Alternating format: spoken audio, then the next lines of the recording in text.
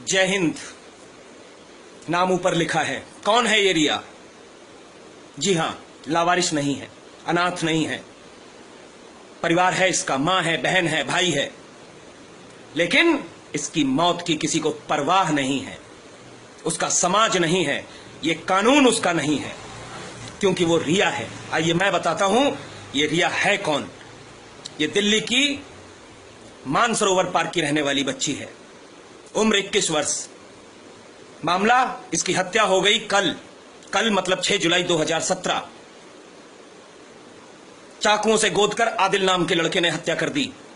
हत्या की वजह आदिल के प्रेम संबंध को स्वीकारने से इनकार करना।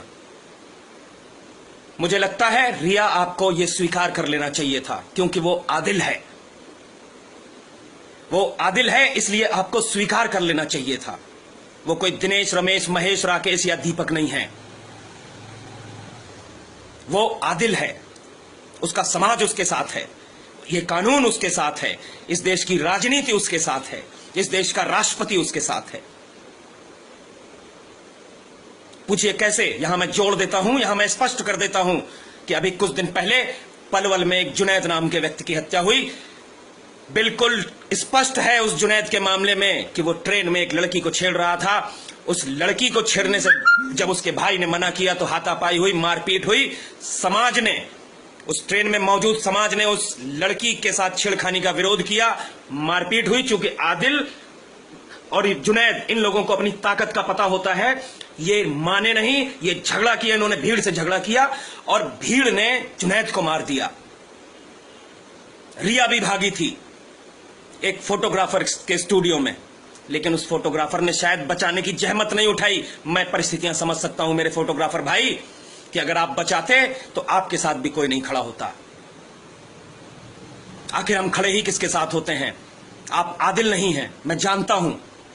यही वजह रही होगी कि उस रिया को बचाने की जहमत नहीं उठाई, क्योंकि जब एक भाई ने जुनैद से अपनी बहन को बचाने की जहमत उठाई तो आज वो जेल की चक्कियां पीस रहा है। आज उस समाज में जिन लोगों ने साथ दिया, उन लोगों के ऊपर ताउम्र जेल कटने का फंदा उनके सर पे घूम रहा है। क्यों? क्योंकि वो जुनैद है और वो आदिल है। शायद आप समझ रहे होंगे। यही है मेरे देश का कानून। जब कोई घटना जुनैद या आदिल के साथ होती है तो पूरा देश उसके साथ होता है, लेकिन जब डॉक्टर नारंग या रिया जैसे कोई मार दिए जाते हैं तो हमारे देश में कुत्तों की भी पूछ नहीं होती इनकी। राजनीति से लेकर समाज तक सब इनके साथ खड़े हैं।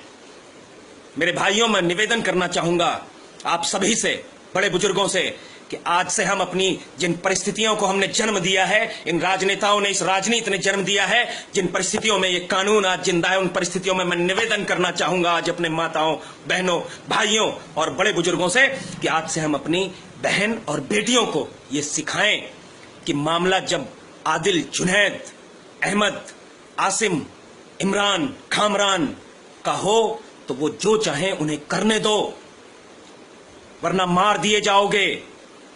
तुम्हारा साथ कोई नहीं देगा। क्यों? क्योंकि तुम रिया हो, तुम श्वेता हो, तुम प्रिया हो, या तुम ऐसे ही कोई दूसरी अन्य हिंदू लड़की हो। तुम्हारा साथ कोई नहीं देगा।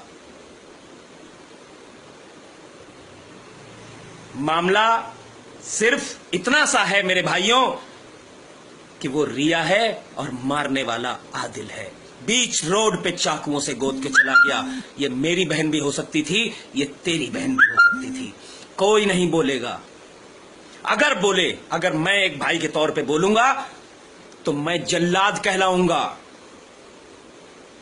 लेकिन इस वीडियो के माध्यम से मैं कानून के ठेकेदारों और राजनीति के राजकुमारों, बड़कुमारों को यह बताना चाहता हूं कि अगर मेरे सामने किसी की भी बहन को छेड़ा गया तो बेशक वो कौन है, हिंदू है या मुसलमान, ये देखकर नहीं, उसका वही हश्र होगा जो जुनैद का हुआ।